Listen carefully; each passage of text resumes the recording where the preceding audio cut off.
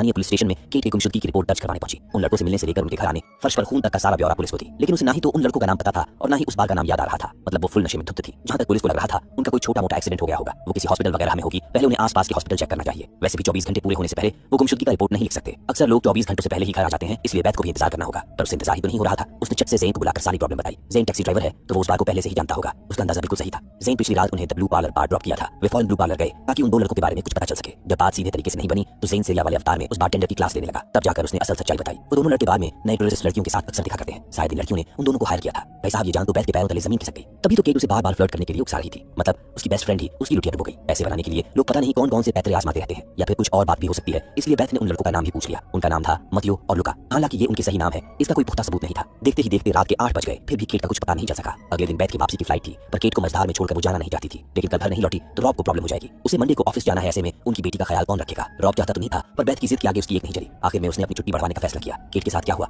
ये भी पता लगाना जरूरी था। अगली सुबह बैथ सोकर उठी तो उसे एक शानदार विचार आया। उसने इंस्टाग्राम पर ब्लू पार्लर एस्कॉर्ट सर्च की तो सर्च लिस्ट में वे दोनों मिल गए। बाकायदा फोन नंबर वगैरह भी डाल रखे थे। उनको हायर करने के लिए बैथ ने ज़ेन की मदद ली। मामला फिट हो चुका था, दोनों इसी जगह मिलने आने वाले थे। वैसे ज़ेन समझ नहीं पा रहा था कि केट से उसकी दोस्ती कैसे हुई, क्योंकि दोनों अलग अलग कंट्री से हैं। तो बात ऐसी है कि बैथ कुछ साल पहले पढ़ाई करने अब्रॉड गई थी। केट उसकी रूममेट थी। उसी ने उसे रॉब से भी मिलवाया था, जिसके बाद दोनों की शादी हुई और अब उनकी एक बेटी भी है। मतलब उनके रिश्ते को बनाने में केट का अहम भूमिका था। इन सब बातों के बीच दोनों आधम के ये सोच रहे थे कि उनसे आराम से केट के बारे में पूछ लेंगे, मगर जैसे ही उन्होंने बैथ को देखा दुम दबाकर 2 दिशाओं में भाग निकले। ज़ेन उनमें से एक का पीछा किया। काफी भगाने के बाद आखिरकार वो इनके हत्थे चढ़ गया। शक्ति बरतने पर उसने बताया कि वो तो इस फार्मूले को बस टूरिस्ट लड़कियों को लूटने के लिए इस्तेमाल करते हैं। उन्हें केट के बारे में नहीं पता, क्योंकि वो उस रात 3 बजे ही केट का बैग वगैरह चुराकर रफू चक्कर हो लिए थे। जिस शॉप पर बेचे थे वहां से उन्हें केट का मोबाइल और पर्स मिल गया। पुलिस कंप्लेन करने के लिए इतना सबूत काफी था। वही ज़ेन बिल्कुल नहीं चाहता था कि सब में उसका नाम आए। अगर किसी वजह से वीजा कैंसिल हुआ तो उसको प्रॉब्लम हो सकती थी। बैथ उसे भरोसा दिलाती गई कि वो पुलिस के सामने उसका नाम नहीं लेगी। फिर पुलिस वालों को उस रात का पूरा ब्यौरा दी। शायद उन लड़कों ने उन्हें ड्रिंक में मिलाकर ड्रग्स दिया था, इसलिए नशे में धुत होने के बाद उनके साथ क्या हुआ उसे कुछ याद नहीं था। क्या वे दोनों एस्कॉर्ट्स थे? इन्होंने उनको हायर किया था?